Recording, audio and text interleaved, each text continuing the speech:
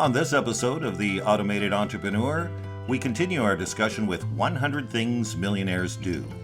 Today, the magic of compound interest. Discover the joys of compound interest. Understand it, and it will make you rich.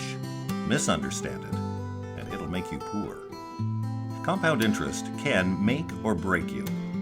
Depositing money in a savings account and leaving it untouched over many years can yield a small fortune, but an unpaid credit card bill can drag you down. Even with low interest rates, the impact of compounding is significant. Let us consider this example.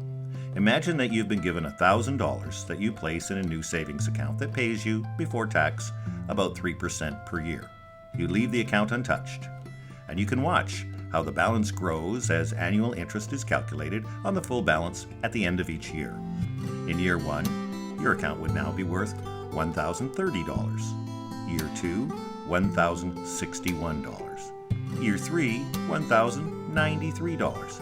And by year 10, you would have $1,344. Even at a low deposit interest rate of just 3%, your money has grown by 1/3 over 10 years. This is the joy of earning interest on interest, or what we call the magic of compound interest. Now, the flip side is the hit that you'll get from leaving your debts unpaid. Like everything else, compound interest can work for you or against you, and so you need to pay attention. Don't underestimate the small amounts of interest because it all adds up over time. The interest rates you pay are always higher than the deposit rates you receive. You can use the low interest rates on some types of loan to your advantage, but the interest on credit card bills and payday loans is always damaging, and the effects of high compound interest working against you can be frightening at times. Even with government limits, you could easily be paying over 30% annual interest, sometimes referred to as the APR, which stands for Annual Percentage Rate. It is often very hard to know how much you'll be charged until you receive your monthly bill from your bank. Sometimes interest is calculated daily, which can make the total amounts payable even higher. Now let's consider an example of how small unpaid credit card bills can mushroom into enormous debt. Let's assume that none of the balance is paid off and that you borrow $1,000 in December. Interest is charged for the first time in January. The APR? 24%, with interest calculated monthly. So in January, interest is 2% of $1,000, which is $20.